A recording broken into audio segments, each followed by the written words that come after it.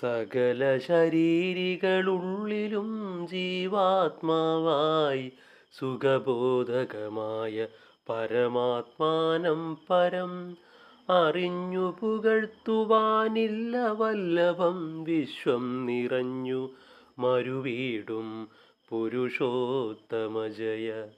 ഇക്കാലം ദശരഥപുത്രനായ അയോധ്യയിൽ വിഖ്യാതകീർത്തിയ രാമനായ മാധവജയ. വിശ്വരക്ഷാർത്ഥം പിന്നെ ലക്ഷ്മണനോടും കൂടി വിശ്വാമിത്രന്റെ പിമ്പേ പോയ രാഘവജയ. കാടകം പുക്ക ശേഷം വിശ്വാമിത്രന്റെ ചൊല്ലാൽ താടക തന്നെ കൊല ചെയ്ത രാഘവജയ. വേഗേന സിദ്ധാശ്രമം പുക്കു കൗശികനുടെ യാഗവും പരിപാലിച്ചിരുന്ന നാദജയ. വിശ്വാമിത്രാക്ത്യാ പുനരഹല്യാശാപം തീർത്തു വിശ്വനായക ചാപം ഖണ്ഡിച്ച നാദജയ. സീതാവല്ലഭനായി പോരുമ്പോൾ മധ്യേ മാർഗം പ്രീതനായി ഭാർഗവനെ ജയിച്ച രാമജയ. ബന്ധുവർഗവുമായി ചെന്നയോധ്യയിൽ പുക്കു പന്തീരാണ്ടാനന്ദിച്ചു വസിച്ച നാദജയ.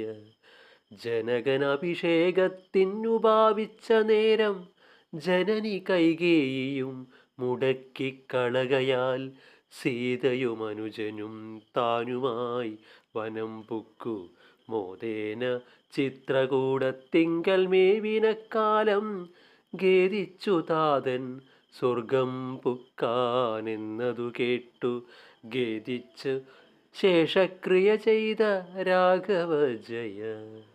ഭരതൻ തൻ്റെ ദുഃഖമടക്കി രാജ്യമെല്ലാം ഭരമേൽപ്പിച്ചു യാത്രയച്ചോരനന്തരം ദണ്ഡകാരണ്യം പുക്കു ദുഷ്ടനാം വിരാതനെ ഖണ്ഡിച്ചു മുനികളെ വന്ദിച്ച നാദജയ. താപസനായ സുതീഷ്ണനെയും വന്ദിച്ചുടൻ ശോഭ തേടിയിടും അഗസ്ത്യാശ്രമം പുക്ക ശേഷം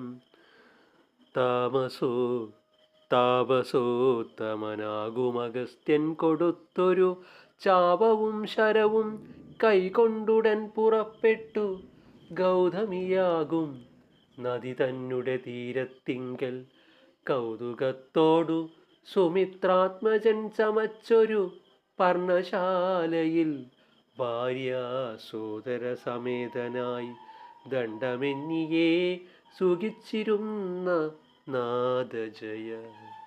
ഓം ശ്രീ ഗുരുഭ്യോ നമഃ.